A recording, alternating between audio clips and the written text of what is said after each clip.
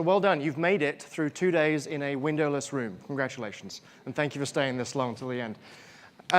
It is a great pleasure to be here. I'm sorry I was not able to be here for the full 2 days. It would have been, I hear it was a great event. You all learned lots, had a great time, got to know each other. Unfortunately, I had some conflicts that didn't allow me to be here, but I'm very happy to be here now. I want to chat today about something a little more.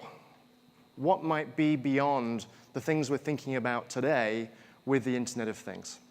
Before I do that, I should let you all know that I have my own company, Possibility and Purpose, where I speak as a futurist. I had a prior position at Intel. I was one of Intel's 2 futurists and served in that capacity for a number of years. I still have a role at Intel, but I'm not here representing them at all today. So I just need to put that out there before I get going. So let's get into it. A futurist, what the hell is that? It sounds like a bit of a bullshit title. That's okay. It's kind of cool, but it's also a bit weird. What it means is I spend my time researching and thinking about what is the world like 10 or 15 years from now. And that is not just thinking about the technology. That is only a small piece, a very important piece of shaping the future. But technology is just one important piece. You also have to think about business models, how they will change, business trends, regulatory trends. Who's going to pay for all that wonderful new technology is essentially what that is. But the most important piece to think about when you're modeling and thinking about the future is people. What will people want? What will they be scared of? What are they excited about? What are their aspirations in life? If you can understand where technology is going, where business is going, where people's attitudes and aspirations are going, you have a chance of figuring out what will the world be like 10 or 15 years from now. So that's what I do. And I wanted to bring you a little flavor of that today and help you start to think through what could we really do with this IoT thing? What could that do for humanity? I'm sure you've had enough of this in the last couple of days, and if you are involved in this world, you already know what I'm about to tell you, which is our world is already filled with trillions and trillions of transistors, and our future will be filled with trillions and trillions more, quadrillions, in fact. When Moore's law started out, when computing started out, modern computing about 60 years ago, a transistor was about the size of a tic-tac. Now we're in an era where you can fit about 5 billion transistors on a piece of silicon the size of your thumbnail.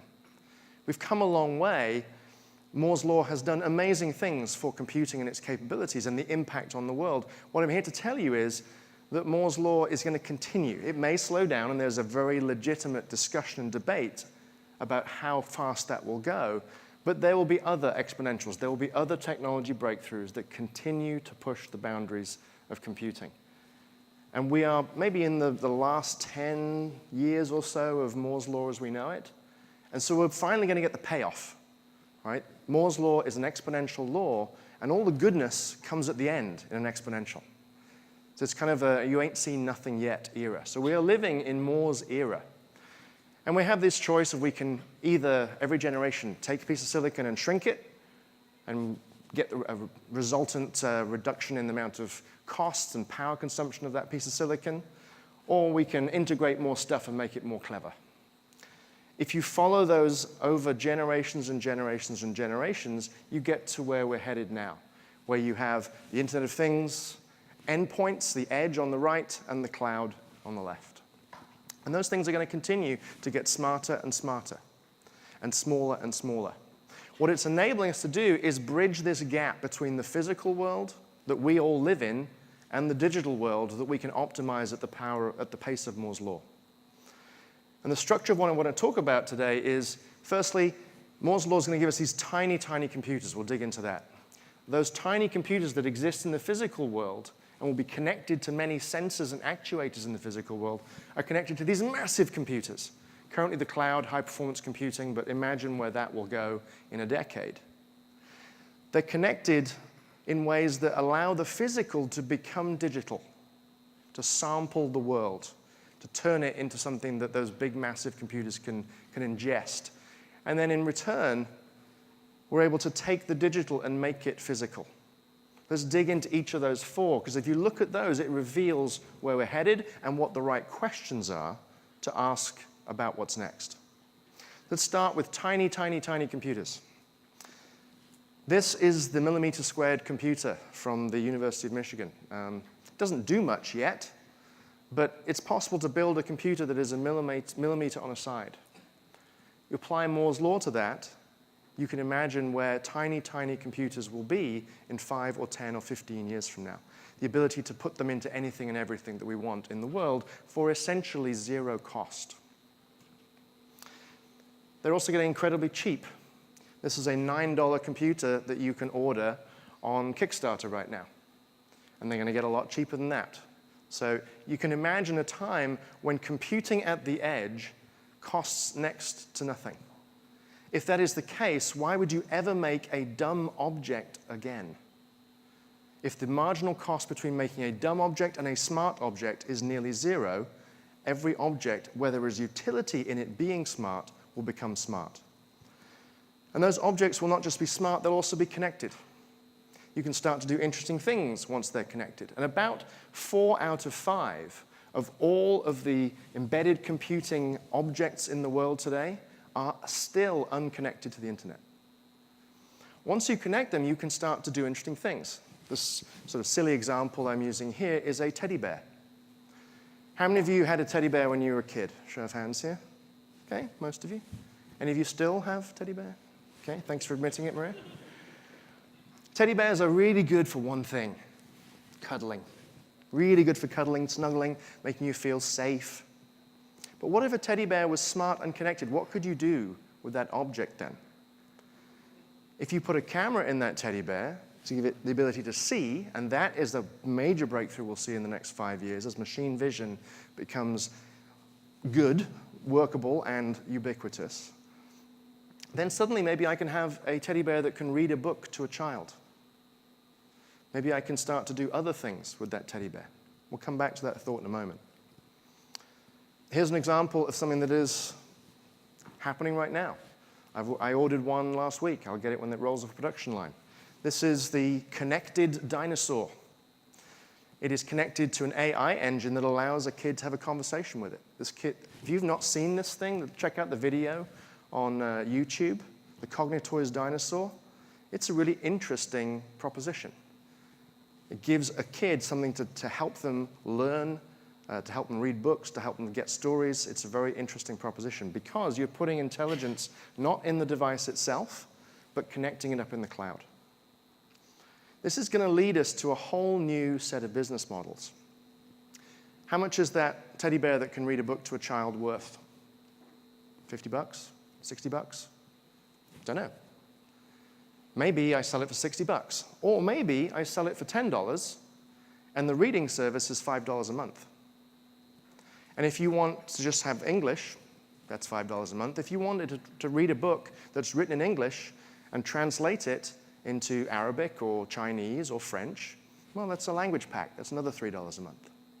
So you can start to see how any smart connected object can start to become a way of making an annuity, completely changing the flow of money in the system. I'll give you another example. There's a dentist who built a connected toothbrush. That connected toothbrush, you could imagine, well, you could sell it for a little extra. You could maybe use it to create games to make it fun for kids to brush their teeth. This dentist is actually using the connected toothbrush as a way to reduce the cost of dental care. The way he's doing that, insurance for dental care costs, what, 50 bucks a month or something in the US? He wants to do it for 15. The way he'll do that is by reducing the risk of giving you dental care at $15. Because he's able to monitor with an accelerometer and a connected toothbrush to see that you're actually brushing your teeth and you're doing it properly. If he can see that, then he can give you the $15 insurance rather than the $50 insurance. Complete change to the business model. You also see Progressive Insurance doing this with their snapshot. You put it in the car. It allows them to move from modeling risk in the past to now measuring risk. And if you can measure something, you can manage it. And it allows them to have much more granular control over the price of their insurance policies.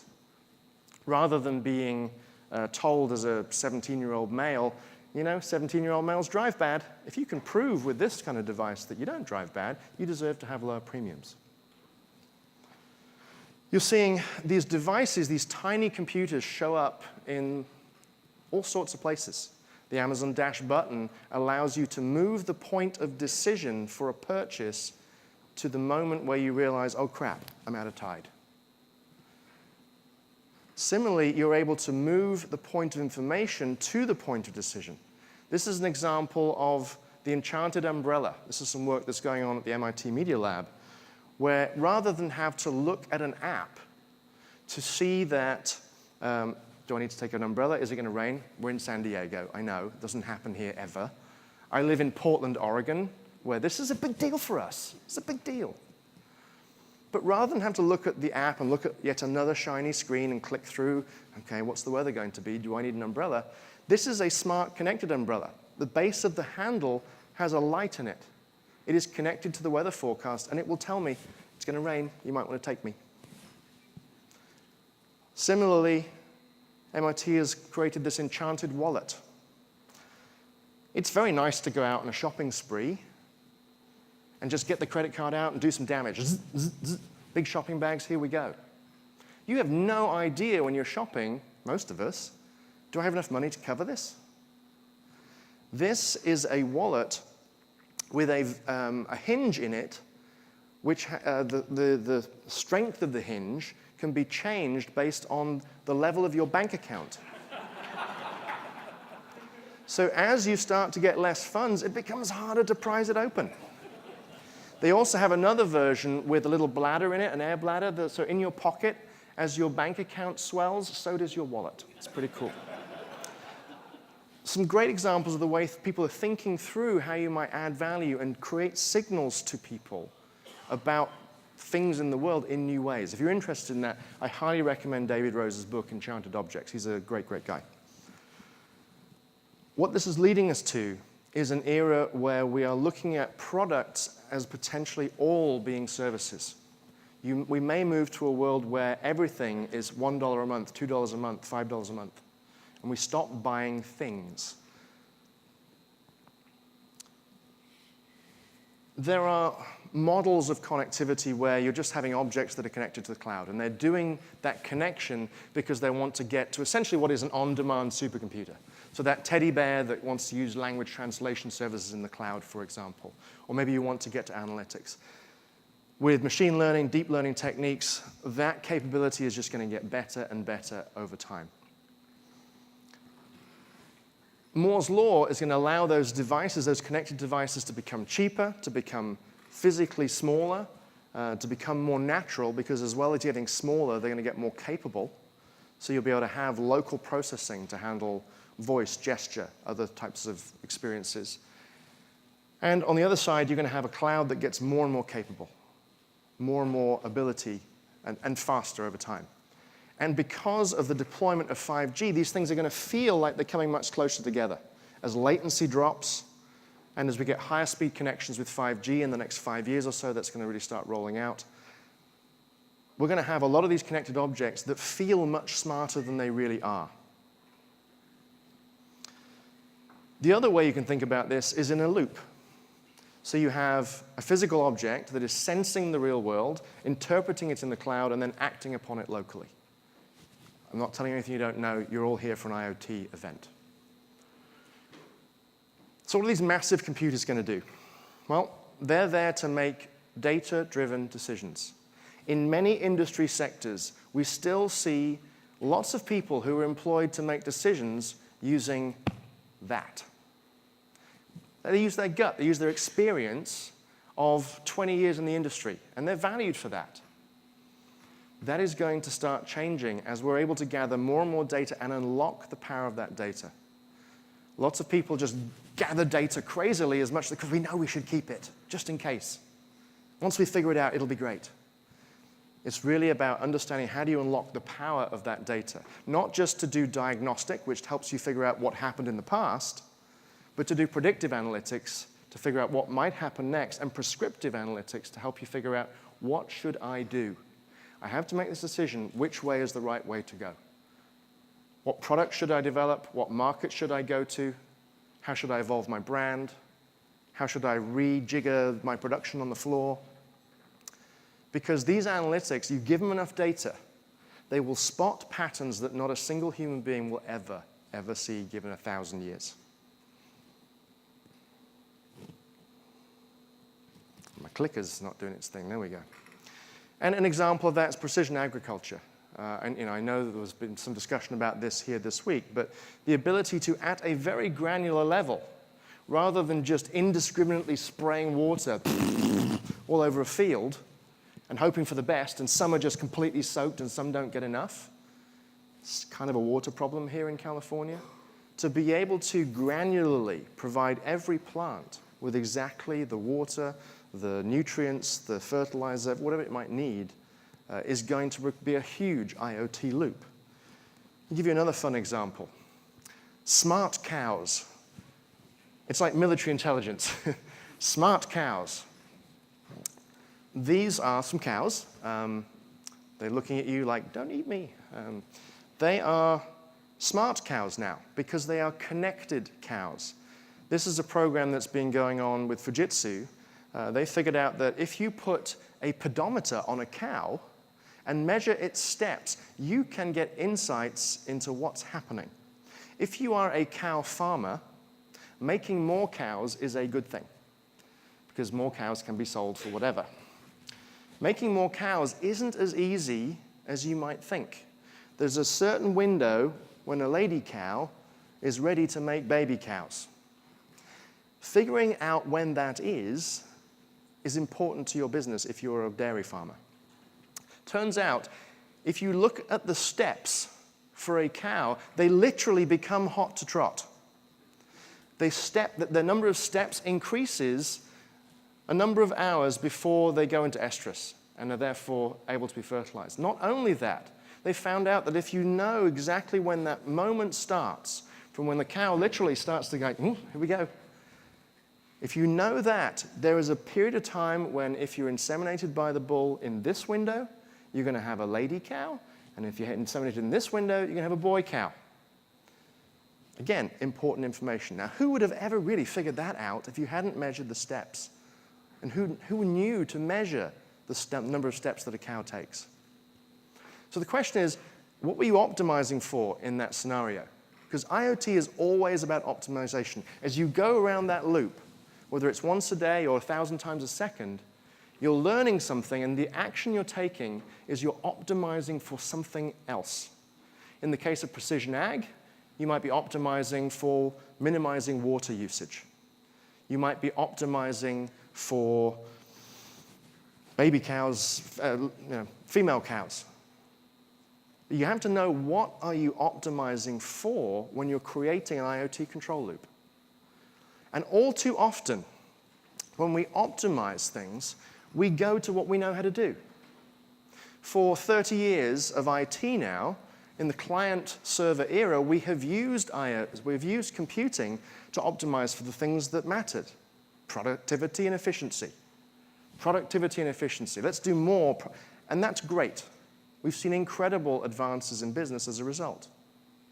And our natural gut when it comes to IoT is to optimize for the same things, because we've always done that.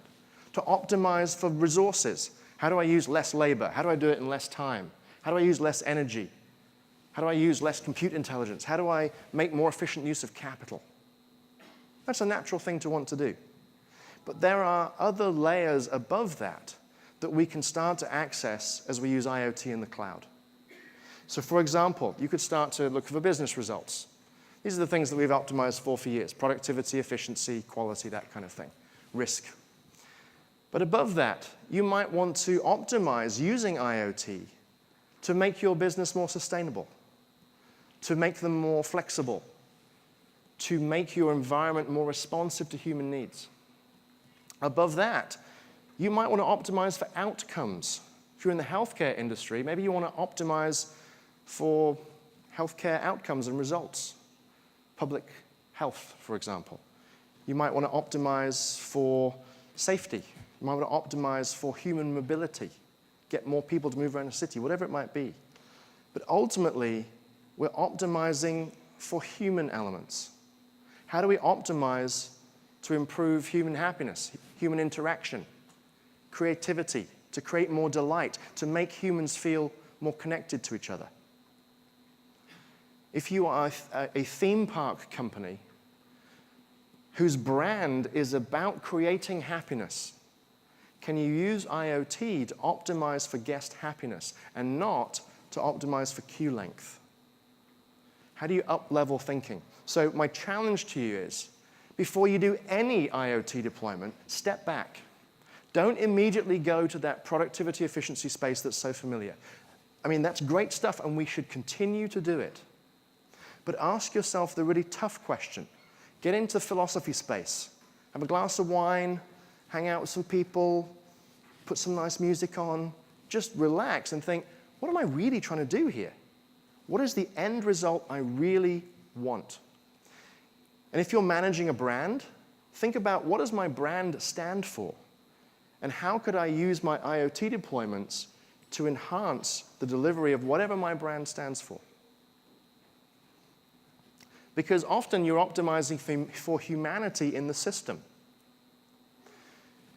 If you talk about customer service, what customers really notice is when they, a human being, interact with another human being from your company, how is that interaction?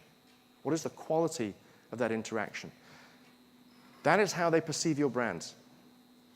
If your representative is supported by a wonderful pool of data and IoT churning away to help them be successful in that interaction, that is going to help you increase your business.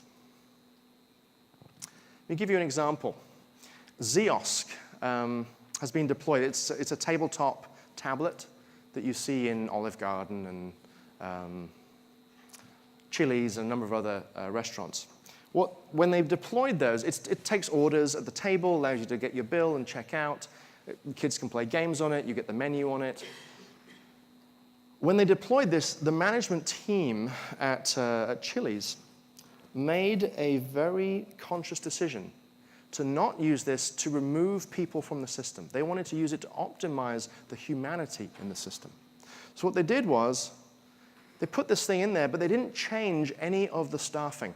If you're a wait staff in Chili's, you were worried you were going to be replaced by a tablet. They were all really scared. The management said, no, we're there. The tablet is there to make your job easier and to allow you to spend more time with customers. The result was, because these tablets, you swipe your card when you sit down, the number one thing that pisses people off when they're in a restaurant is waiting for the bill. That went away. So as a result, speed to pay went up, guest satisfaction went up. As a result, tips went up. If the tips go up, waitstaff happiness goes up. They found that revenue per table went up. People were ordering more. They were staying less time, so they got faster table turns. Profits went up. All because they made the decision to optimize for humanity in the system and not for efficiency or blah, blah, blah. That's just an example to help you think through what I'm really talking about here. And ultimately, when you are using an IoT deployment, it's all about the data. What are you going to do with the data? You probably heard that a lot the last couple of days. It's all about the data because you never know what you will find. When you look through that data, you never know what kind of secrets you'll unlock from that.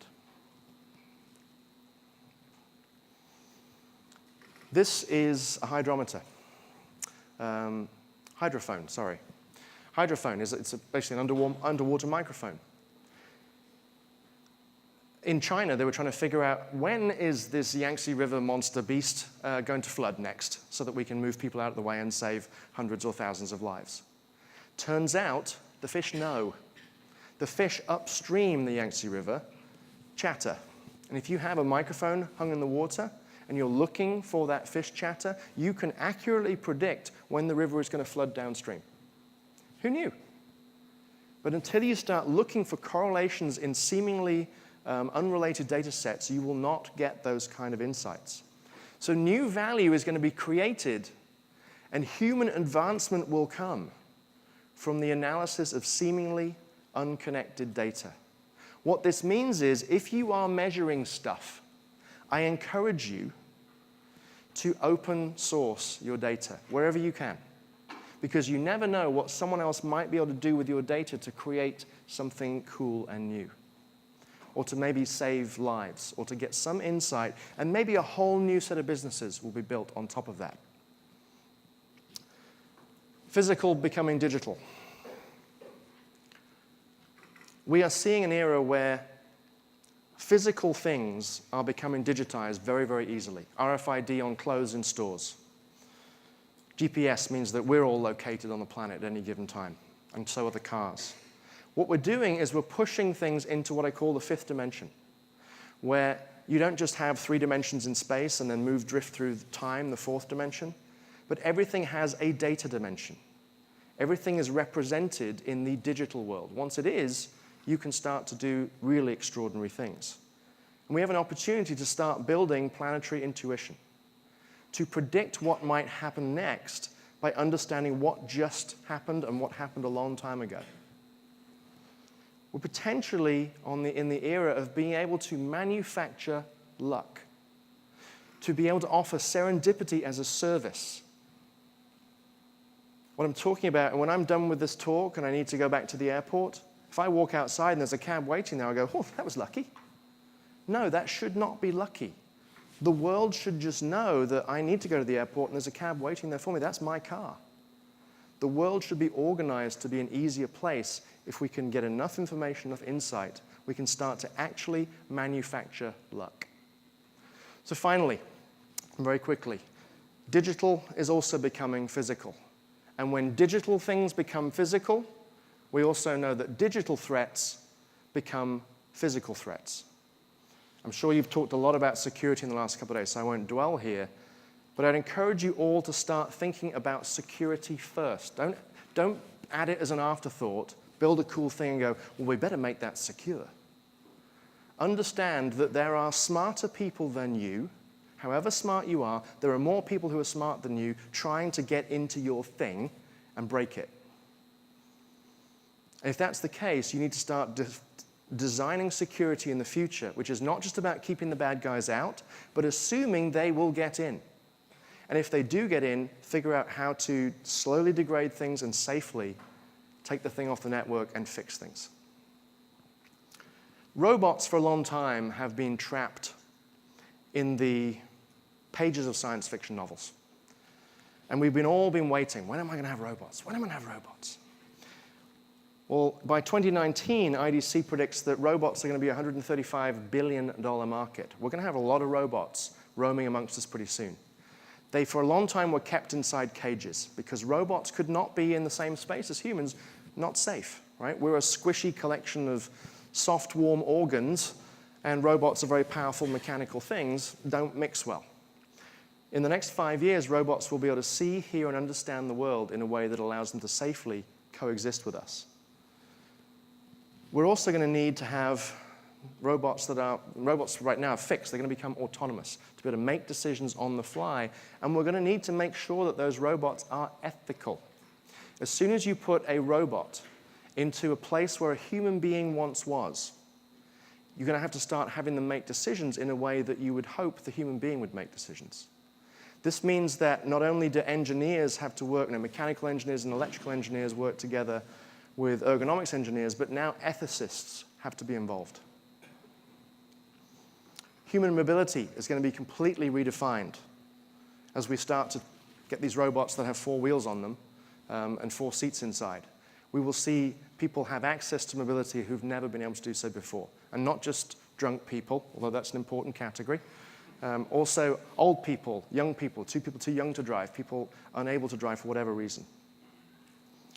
And our cities are going to be transformed as a result of that. If you move to a largely self-driving car network, you don't need parking structures anymore. You don't need gas stations on every corner anymore. They will all go away. So the impact of IoT in the longer term is going to have a profound impact on the world that we live in. Industry is going to change dramatically.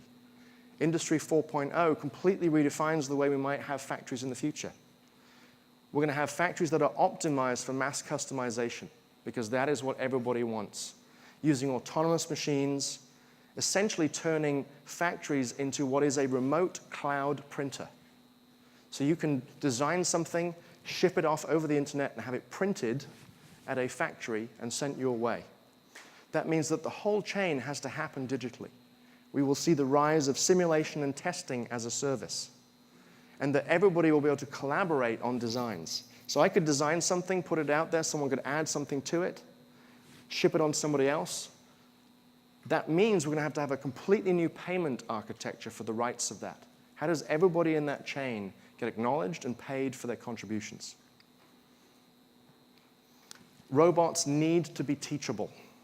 We're in an era where spending time to program robots and reprogram robots has to drop down dramatically. This is Baxter, the $22,000 robot that is easily teachable. My prediction is that you're going to see a lot more robots that are easily teachable, that the interface between human beings and robots has to necessarily get easier. This is an agricultural robot called Harvey. It does the hard work of thinning out plants that are seedlings. It's back-breaking work for migrant labor today. This is dividing the task up and making it easier to use robot labor to work alongside the humans. And this is what I want you all to be thinking about, is not looking at robots as a way to replace human labor, but to work alongside human labor, to take advantage of the strength, endurance, and speed of a robot alongside the dexterity, creativity, and humanity of a human being. How do you have those work together? Ultimately, humans will all become managers of robots. There's just a few more examples here. This is a great example of Amazon using robots and humans together, using what the robots do best and what the humans do best in parallel. Robots can build brick walls, and ultimately robots are going to be part of our bodies. This is a very inexpensive exoskeleton helping people walk for the very first time. So we're going to move to an era where humans become augmented by robots and augmented by algorithms. When you're achieving your job, your work, 5 or 10 years from now, 15 years from now, you'll be doing it in parallel with other robots, with algorithms. You may be managed by an algorithm. In that world, we're going to have to think very differently about our workforces. We're now living in Moore's era. We're going to get the payoff in the next 10, 15 years of all of that exponential growth that will dwarf all of the impact of computing in the last 50 years. What are we going to do with that? We'll get a future of smart objects, data-driven decisions, mass customization of anything and everything, and mass optimization, where anything and everything that we do is optimized to the nth degree for whatever we choose to optimize it for. And when we're deciding how to optimize things, philosophy first. Always step back and think, what am I optimizing for? How do I optimize for the humanity in the system? And how do I make sure that it is secure by thinking securely first? So what I encourage you all to do is to, this is my last slide here, rethink collaboration. The reason I say that is that in the pre-industrial era, your value as a worker was what you could physically do. We're now in an era that's based on what you know. As that becomes outsourced to the cloud, essentially, your value as a worker is going to be how well you can collaborate with other people, other machines, and algorithms. It's a scary world that we're all going to have to learn to navigate. What it means is we have to think about diversity differently. The diversity of your workforce is not just about how many women do you have, how many people of color do you have. It's not just about race and gender, although those are incredibly important. It's also how do you ensure that you have ethicists able to work alongside physicists and be able to communicate with each other. And by the way, how do we have humans and non-human labor work side by side? It means a completely different way of thinking about inclusion. I hope that stimulated a little bit of thought for you. If you want to know more about me, that's how you can find me. The Internet of Things is going to change our world in a way that none of us, even today, all the experts in this room, can think about or predict at this point. You're probably living in the most exciting 10 years of humanity. between now and 2025. So enjoy, and thanks for your time.